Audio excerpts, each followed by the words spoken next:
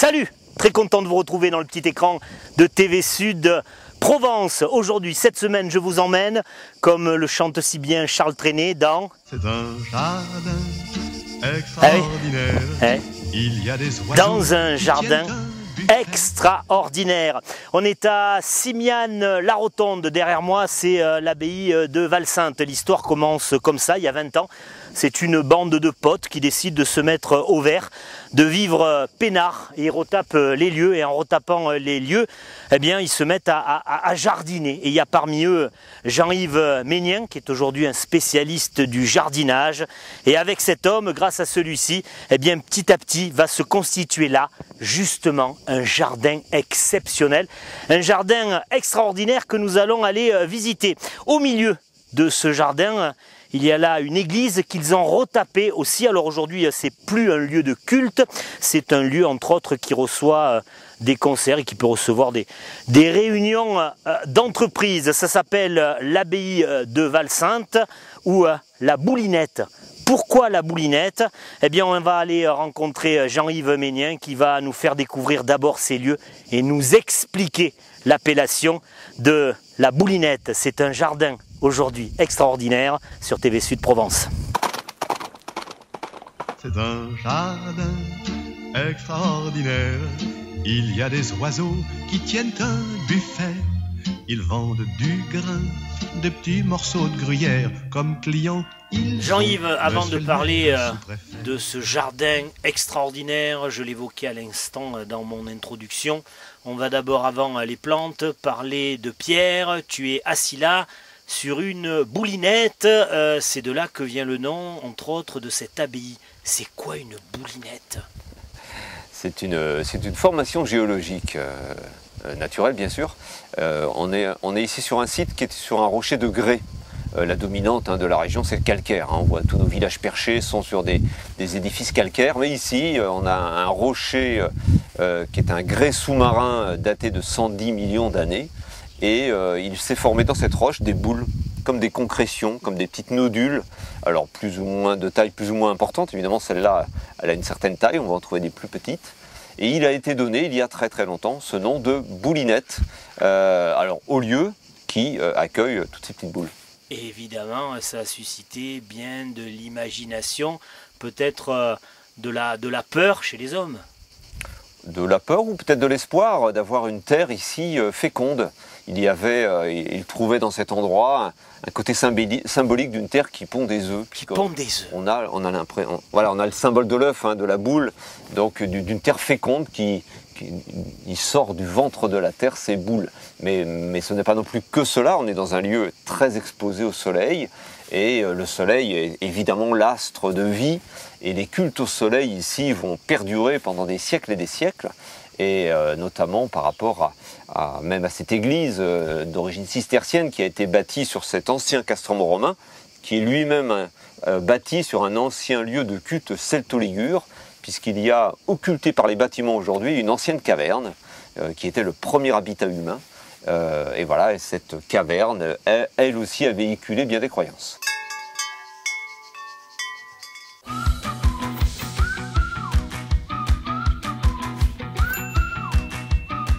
Ce jardin, aujourd'hui, il fait combien de mètres carrés? Il fait 8000 mètres carrés. Il y a des jardins évidemment plus grands. Après, ce n'est pas forcément tant la taille, mais c'est aussi la concentration, la richesse végétale qu'il peut y avoir dedans. Et puis la particularité, on l'a dit, on le voit aujourd'hui, on la sent, cette chaleur, on entend les cigales, on sent.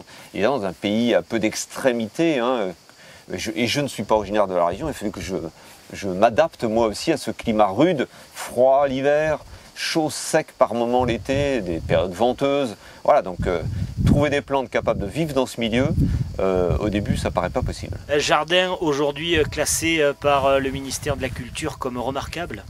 Voilà, considéré comme jardin remarquable. Alors, évidemment, d'abord pour sa collection de rosiers qui avoisine les 600 espèces et variétés différentes. Là aussi, évidemment, il y a des collections plus importantes dans d'autres jardins du monde, mais ça reste quand même une collection de référence et un jardin de référence. Là, encore une fois, parce que ces rosiers-là se retrouvent dans un milieu tout à fait anecdotique, enfin particulier, des conditions très, très particulières. sur ces terrasses construites par les moines, et puis une diversité végétale très variée, et puis surtout le côté jardin écologique qui marque ce jardin particulièrement. Un jardin extraordinaire où les insectes aident les plantes et les plantes s'aident entre elles par l'intermédiaire, Jean-Yves, d'huiles essentielles. Voilà, alors d'abord c'est vrai, la nature elle-même par les insectes. Je l'ai dit, beaucoup de plantes sauvages ici. C'est-à-dire que le jardin, je le laisse se marier avec plein de plantes sauvages, comme l'absinthe par exemple, qui est une plante très commune ici, que je vais laisser vagabonder au gré du jardin, parce que l'absinthe par exemple est une plante qui attire énormément les coccinelles, et on connaît évidemment les vertus des coccinelles dans un jardin. Mais pour d'autres petits problèmes qui ne veulent pas se régler forcément tout seuls, notamment certains petits problèmes de maladies sur les rosiers, il y a 10 ans, il m'est venu l'idée d'utiliser le pouvoir des huiles essentielles, qui est une vraie vocation agricole ici, de produire des plantes pour faire des huiles essentielles, utilisées entre autres en aromathérapie. Et bien moi j'ai appliqué les principes de l'aromathérapie à mes plantes, et je pulvérise de la sarriette, du thym, de l'origan, de l'orange, de l'amande poivrée, toutes ces huiles essentielles qui sont vraiment très puissantes, et qui permettent aussi, d'ailleurs, je soigne aussi mes tomates avec, et ma vigne. Voilà, on a vraiment quelque chose de fabuleux, naturel, 100% biodégradable, sans risque pour l'environnement. Pas d'engrais, mais du compost qui nous vient de pas très loin, de Saint-Martin-les-Eaux. Et puis, pour garder l'humidité, de la paille, du paillage de lavande. Voilà, tout ce qu'il y a dans ce jardin, on va dire ce qu'on appelle les intrants, viennent autour. C'est vraiment, voilà, le compost, il vient de 30 km, donc c'est pas loin. C'est du compost fabriqué artisanalement par une petite entreprise, issu des fumiers de ferme des moutons. Vous savez qu'ici il y a plus de moutons et de chèvres que d'habitants. Et la paille de lavande. On a la distillerie à 3 km. Et quand j'ai découvert cette manne, c'est-à-dire tous ces déchets d'après-distillation, eh bien je m'en sers pour mettre à la surface du sol. On appelle ça un mulching en anglais, un paillage. Et on va comme ça garder la fraîcheur, stimuler la vie du sol, notamment en apportant ce qu'on appelle l'humus. Donc c'est aussi un apport d'engrais quelque part. Voilà. Donc la fertilisation, c'est pas d'engrais, et je revendique qu'il n'y a pas besoin d'engrais pour faire du jardinage. Le compost, le paillage, ça suffit largement pour nourrir les plantes. Donc le but premier pour nous, c'était d'empêcher l'évaporation. Voilà. Donc on gagne un arrosage sur 2 avec ce genre de paillage. La deuxième fonction, c'est que ça va éviter, on va dire, les herbes un petit peu indésirables. Bon, ça n'empêche pas que le liseron, le chien-dent, ceux qui font un peu de jardinage connaissent le problème. Vous pouvez mettre ce que vous voulez, des dalles de béton, ça passera à travers.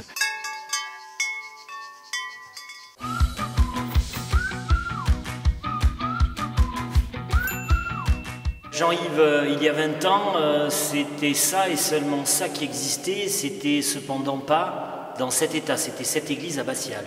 Exactement, c'était même peut-être la partie habitable, une des parties habitables de cette ancienne abbaye, puisque les précédents propriétaires avaient en grande partie transformé cette église en habitation. Alors je vais vraiment de l'habitation très sommaire, et donc on a eu beaucoup de travail à faire, notamment des parties habitables à l'arrière, ici, qui aujourd'hui sont bien aménagées, et cette église, on était vraiment tous d'accord à l'époque, il est hors de question d'habiter dans cette église, on va retrousser les manches et on va lui redonner son aspect d'église. Alors ce qu'on ne sait pas, parce qu'on ne le voit pas, c'est que derrière toi, derrière ce mur où est apposée cette croix, il y a là un rocher.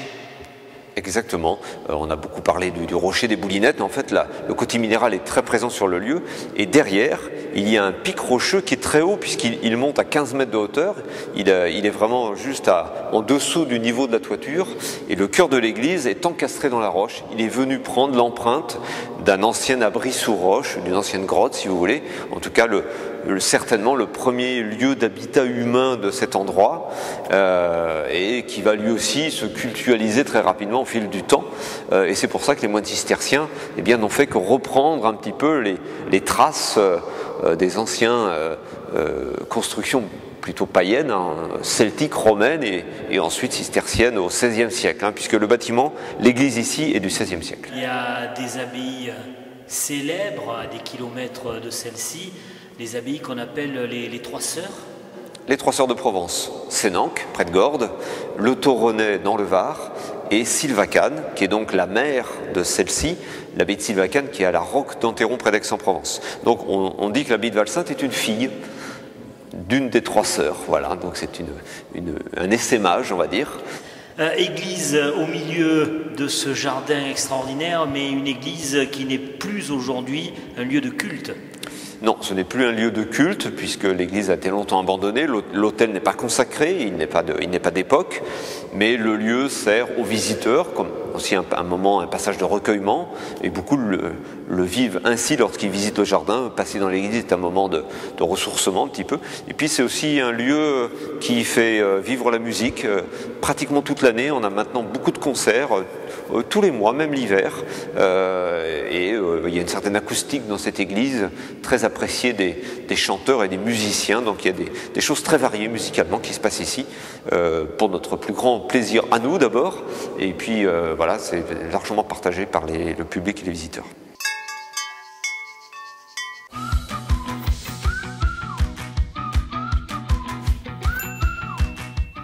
Jean-Yves, nous voilà ici dans la fabrique à fleurs. C'est un peu l'envers du décor. Voilà, c'est la production, la reproduction, ce qui permet aux visiteurs, ou non-visiteurs d'ailleurs, eh bien, de trouver ici la variété de rosiers qui va convenir pour être planté dans un jardin. Il y a combien de variétés de roses ? 180 variétés reproduites ici, puisqu'on fait toute notre production. Sur les 600 du jardin, c'est une sélection, parce que c'est très difficile. Alors, ce serait possible d'en faire 600, mais il n'y a pas forcément l'intérêt pour les 600. Donc c'est déjà une belle collection, un bon choix pour trouver la rose qui va convenir en parfum, en forme, en couleur, parce que le monde de la rose est très diversifié. En tout cas, on est là avec toi depuis à peu près 1h30, 2 heures. Tu marches tranquillement, j'ai pas vu une goutte de sueur sur ton front, je te vois sourire, nous expliquer tout ça bien. Ça rend heureux le métier de jardinier. Le métier de jardinier, et puis en plus quand on a le plaisir d'avoir un lieu comme ça, et d'avoir conscience de son importance et de le partager, ouais, ça porte un peu. Puis en plus on est toute une équipe ici, et je me sens un peu, on a un petit côté responsable, donc ouais, c'est vrai que ça aide beaucoup, et on est dans une belle région.